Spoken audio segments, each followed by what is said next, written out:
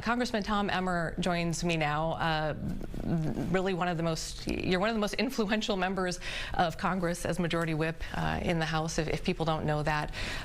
So we welcome you to Fox 9. Thanks for being here. Thanks for being willing to take our questions live here. Thanks, Amy. I'm glad to be with you. And as I told you when I came in, it's much nicer to do this in person than on Zoom. Yeah, we've talked via Zoom a couple times, and I was worried as you guys walked in here because this is a conference room that's nothing special. So I hope we didn't underwhelm you with our hosting here.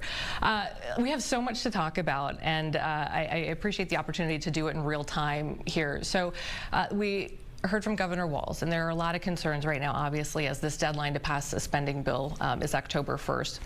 You're here right now, and when I heard that you were coming here in person, I first went, well, that's interesting, because there's a lot going on in D.C. right now. You're back home because the House passed this this resolution, a continuing resolution. It's in the hands of the Senate right now. So tell me where we're at with this, I guess, stalemate as we approach the deadline for a deal. Well, it shouldn't be a stalemate. I'm home because the House did its job. We passed a clean continuing resolution, which has been referred to as many different things, but this is what we're just keeping the status quo through November 21st, because while the goal is to get back to a regular order appropriations process, we're not quite there yet. I don't know that people understand that earlier this month, I think the first week of September after Labor Day, might have been the second, the House actually passed a motion, and so did the Senate, to go to a formal conference on 3 of the 12 appropriations bills. We passed all the appropriations bills out of the Appropriations Committee in the House. The conference, the formal conference, Amy, I've been told, I haven't done my own research, this is the first formal conference that Congress has had since 2014.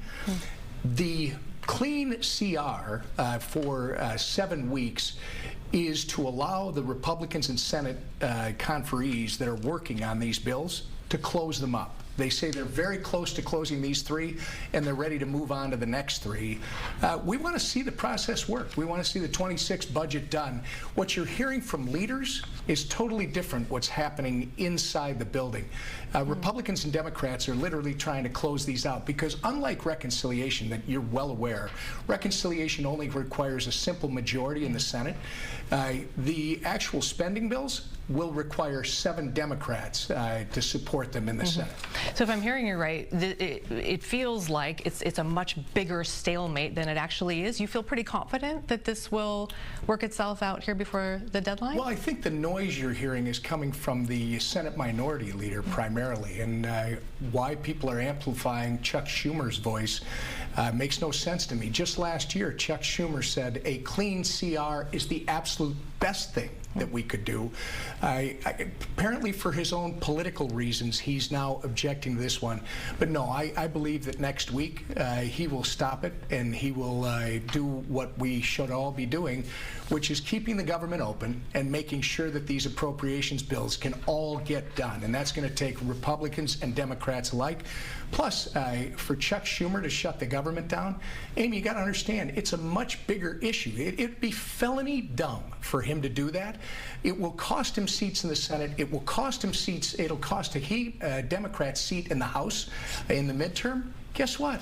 It'll also, I will predict for you, cost them a governor's race in the state of Virginia, which is in November.